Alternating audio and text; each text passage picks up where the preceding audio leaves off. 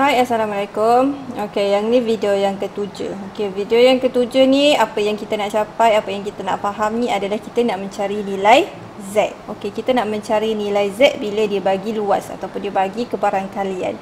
Kalau sebelum ni dia bagi nilai Z dia bagi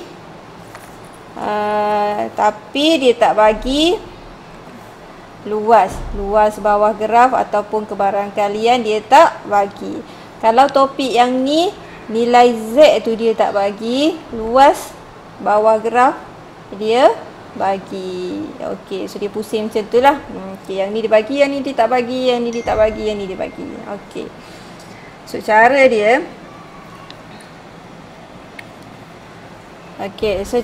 dia okey, first mencari nilai Z. Okey, sekarang ni kita fokus nak cari nilai Z dan kamu kena tahu soalan kamu tu kamu diberi luas. Okey, so luas. Okey, kita ada luas. Okey, so dalam yang kita lorek ni bergantung kepada luas. Okey. Sebelum ni kita lorek bergantung kepada nilai Z dia tu bahagian negatif ke bahagian positif ke kan. Okey, kalau yang ni Z dia tu luas dia. Luas dia contohlah dia bagi lebih besar. Okey. Okey, kalau lebih besar tu maksudnya lebih besar katakanlah okey graf kita. Okey, yang kamu tahu law kita yang kita tahu adalah sebelah kanan ni adalah positif, sebelah kiri ni adalah 0.5. Sebelah kanan 0.5, sebelah kiri 0.5. Dan semua ni adalah 1. Okey. Dan jadual yang kita pakai yang sebelum ni, jadual kita okey, jadual yang kita guna sebelum ni, okey. Jadual ni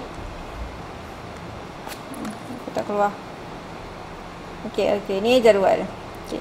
Jadual kita yang kita guna ni adalah luas yang paling kecil adalah 0.01 dan luas yang paling besar adalah 0.5. Okey, luas dekat sini adalah mewakili kebarangkalian so saya lebih sini disebut luas lah supaya lebih faham. Okey, luas yang paling kecil adalah 0.01 dan luas kebarangkalian yang paling besar adalah 0.5. Okey, so yang ni hanya boleh dipakai dan hanya terpakai untuk yang tabura 0 hingga 1 yang positif ni. Okey, 0 hingga 1 ni. Okey. So yang ni kita tahu dah memang 0.5 luas dia. So sebab itulah kat sini paling kecil 0.01 dan paling besar 0.5, bukan sampai 1 sebab dia hanya sebelah positif saja. So table ni hanya digunakan untuk bahagian positif. Okey, sebab itulah kita buat latihan sebelum ni, kena lebih besar, kena positif, kalau negatif kita kena pantul. Okey. So back pada topik tadi.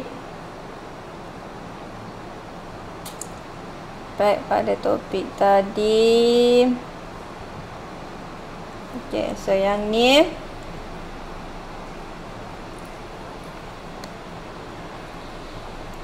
okey. So yang ni kita nak cari nilai Z. Okey. Yang ni saya akan tunjuk melalui soalan lah. Okey, sebab yang tu lagi faham. So yang ni dia punya nota saja. Cumanya apa yang dia nak cakap dekat sini adalah bila luas tu adalah lebih besar daripada 0.5. Maksudnya luas dia tu lebih besar daripada 0.5. Contohlah 0.7 katakanlah. So bila dia lebih besar daripada 0.5, dia nilai C dia ataupun nilai Z yang diwakili sebagai C ni adalah negatif. Okey, kalau Z tu lebih kecil tapi dia lebih besar daripada 0.5, dia duduk bahagian positif. Okey, so kita tengok soalan. Ini saya try ni saya pintas selalu yang dia dah buat ni. Okey, bagi simbol lebih besar. Okey, bila lebih besar. Okey, simbol lebih besar. Okey, bila sebut lebih besar, so otak kamu daim. Okey, lebih besar maksudnya dia bahagian kanan saja. Lebih besar kanan, lebih besar bahagian kanan. Okey, so kita tengok soalan A. Soalan A ni 0.096. So dia bagi luas dia 0.096. So C, Z ni kita tak tahu berapa. Sebelum ni kita lukis graf, kita akan buat palang, kita tulis nilai Z kat sini berapa kan. So sekarang kita tak tahu. So bila kita lukis graf, so C ni adalah lebih besar. Bila lebih besar dia adalah bahagian positif. Okey. Sebelum tu kita kena tengok dia punya luas dulu. Okey. So bila luas dia kurang daripada 0.5, maksudnya dia tak melebihi lah. Okey. Kan saya cakap tadi kawasan kanan ni yang positif ni paling besar dia adalah 0.5. So maksimum dia adalah 0.5. So kalau dia 0.09 ada sikit sajalah. So kita agak-agak kat sini. Okey, so kat sini balang dia kita tak tahu berapa, so kita simbolkan kepada C. So yang ni dia dah bagi 0.0968. Okey. So bila graf berkeadaan macam ni, dia boleh direct tengok table lah sebab dia sebelah kanan dan dia adalah bahagian positif ni. Okey, C pun positif. Okey, so bila dia boleh direct pada tengok table, so kita tengoklah table 0.0968 ni duduk kat sini. Okey, so bila dia duduk kat sini, kita bacalah nilai C ni. C ni adalah Z. Z ni kat sini lah. Okey, dia duduk kat mana? 1.3. Okey, so 1.3. 1.3. Kat atas ni kosong. So kosong. So dapatlah nilai C dia. Tak boleh nilai Z dia lah. C ni tak semestinya dia letak C lah. Dia buat K lah, X ke, S ke, labadio ke, X ke. Tapi yang pasti kita tahu kat sini adalah nilai Z yang kita nak cari. Okey. So yang B. Okey. So yang B pula yang ni. Okey, yang B lebih besar juga tapi dia lebih besar daripada 0.5. Okey, macam saya cakap tadi, dia lebih besar daripada 0.5. Maksimum luas ataupun probability kebarangkalian sebelah kanan ni adalah 0.5 sahaja. So bila dia lebih besar daripada 0.5, contohnya yang ni 0.6. So bila 0.6, dia akan pergi kat sini sikit lah. Yang lebihnya tu lebih dia 0.5. So tambah nak cukupkan 0.6 ni, dia akan duduk kat bahagian negatif. So sebenarnya C tu palang dia ni, kita ni duduk dekat bahagian negatif. So itu beza dia. Kalau kamu okey, ni beza dia. Bila luas dia kurang daripada 0.5, nilai C tu duduk bahagian kanan, bahagian positif. Kalau luas dia lebih besar daripada 0.5, C dia tu, palang kita tu duduk bahagian negatif. Sebab kita punya kawasan ni, kawasan belah kanan ni maksimum hanya 0.5. So bila dia 0.6, dia kena duduk sebelah sana lah. So baru dia cukup 0.6. Okay, so bila dapat macam ni, dia dah bagi kat sini 0.6217. Okay, so yang ni kita tak boleh rujuk table lah sebab table tu paling besar 0.5 kan. Okay, so bila kita tak boleh tengok, kita carilah ruang yang kecil. Okay, kat sini ada ruang 2 je lah. Yang 1, 2. Okay, 2 ni kita tak boleh tengok lah sebab dia 0.6. 0.6 memang dah tak boleh tengok dalam table. Dalam table paling besar 0.5. So kita tengoklah bahagian 1 ni. Okay, so kita nak tengok bahagian 1 ni.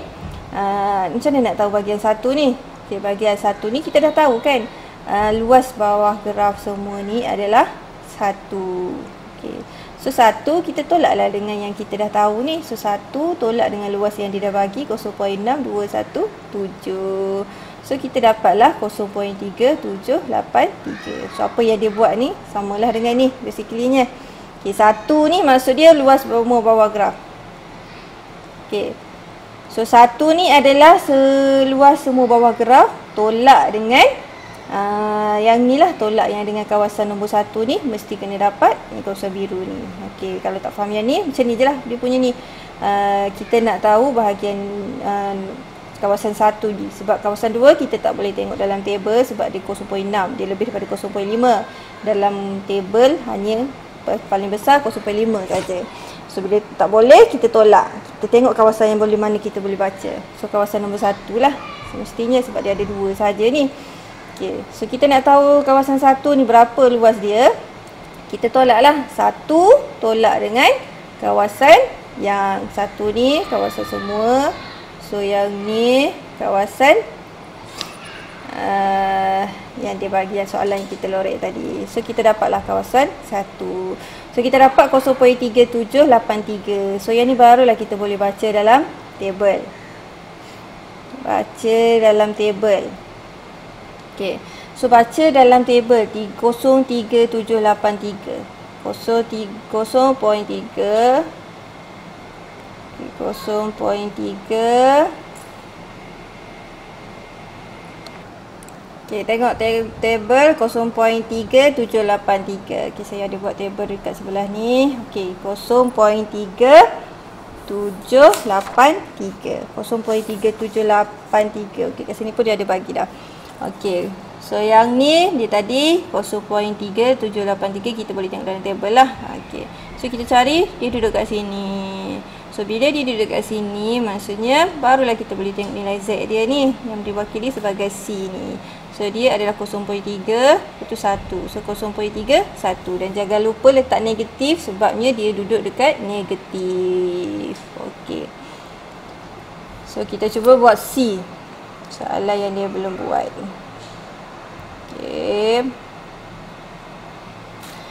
Okay, C. First thing first, kita lukis graf. Okay, lukis graf. Okay, kosong dekat sini. Okay, dia lebih besar. Bila lebih besar, maksudnya dia bahagian positif. Bahagian kanan. Okay, samalah positif kan, kanan. Okay, maksudnya dia belah kanan. Okay, kita tengok 0.3. 0.3 dia tak lebih daripada 0.5.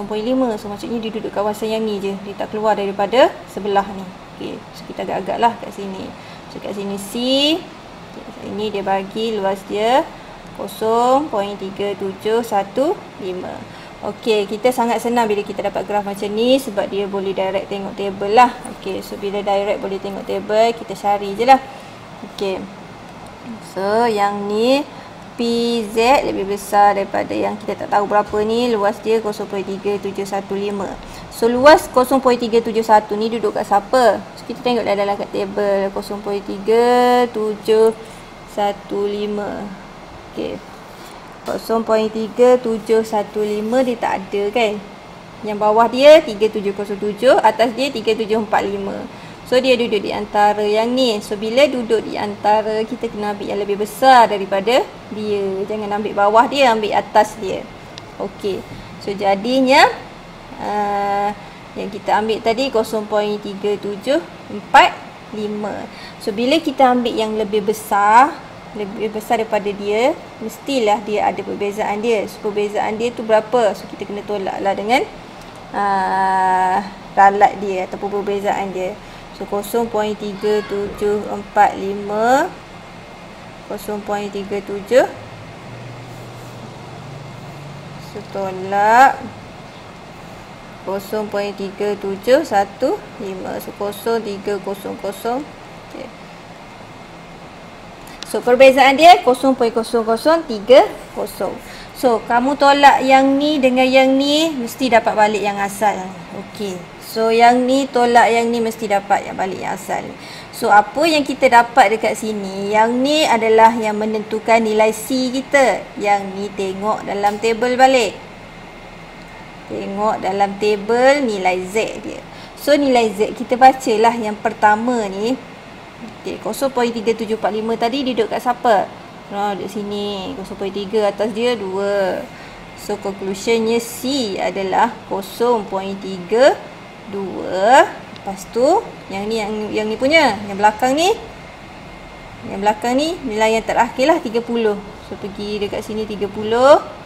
Okey, atas dia berapa? 8. So dapatlah jawapan dia.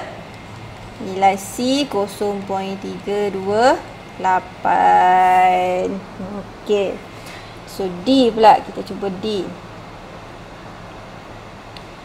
Okey. So D.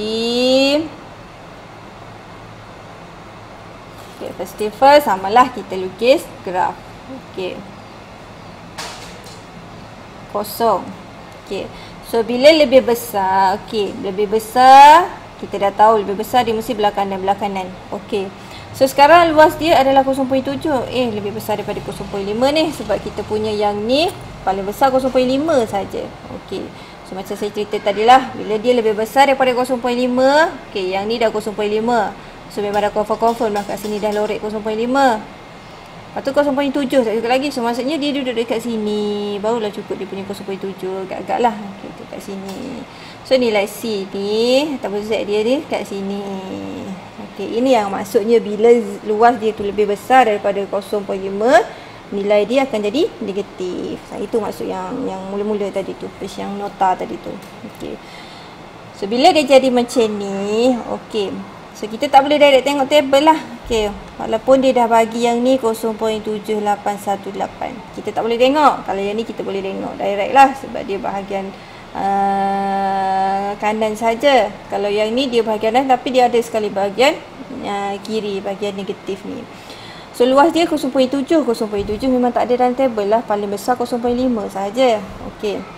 So jadinya kita carilah bahagian yang kita boleh tengok. So yang ni bahagian yang ni lah. Okey, saya buat bahagian A ni. Okey. So yang ni bahagian B. So kita nak cari bahagian A ni, kita tolaklah 1 tolak B, dapatlah A kan. Okey. So 1 tolak 1 tolak B dia dah bagi 0.7818. So dapatlah, kamu akan dapat 0.2182. So bila dah dapat yang ni, bahagian A ni, barulah kita boleh cari nilai C dia ni lah. Okey. So nilai 0.2182 ni, kalau kita buat graf ni, dia sebenarnya duduk kat sini lah. Okey. C duduk dekat sini. Okey, yang ni yang biru ni adalah kawasan yang asal. Yang biru ni adalah kawasan asal 0.7818. So, bila kita pantul, yang negatif ni jadi positif, dia duduk kat sini lah. Okey. So 0.218 ni adalah kawasan B. Okey. Yang ni, yang graf ni tak lukis pun tak apalah, tapi kamu faham 1 tolak B tu kita dapat kawasan yang A ni. Yang A ni bila kita pantulkan negatif ni jadi positif lah. Okey, sebab ni kita nak tengok dalam tabel. Okey. So bila kita dah tolak, kita dapat 0.2182. So barulah kita boleh tengok dalam tabel 0.2182 tu dekat mana sebenarnya. 0.2182 2182. Okey, sama juga yang ni tak ada kan. Okey, dia tak ada juga. So dia duduk di antara yang ni. Yang ni bawah dia, yang ni atas dia. So bila dia duduk di antara, maksudnya kita kena ambil yang besar daripada dia lah. Satu atas daripada dia. So yang besar daripada dia 0.2206. Okey, so tolak dengan perbezaan dia. Perbezaan dia 0.2206 tolak 0.2182. So 4,200.0. Tolak 0.024. So conclusionnya nak cari C adalah datangnya daripada benda ni lah. Okay, so kita cari kedudukan ni, dia duduk dekat mana. So yang pertama ni 0.2206 tadi yang kita ambil ni duduk dekat okay, so ambil pembaris. Yang ni 0.7, atas dia 7. So C 0.77. Yang minus ni tengok dekat bahagian minus ni lah. Alat dia 24. So straight 24. Okey, so nampak 8. So dapatlah jawapan dia sebenarnya C ni adalah 0.778. Okey. Lepas tu kita buat pula E. Kita cuba E. Kita cuba E.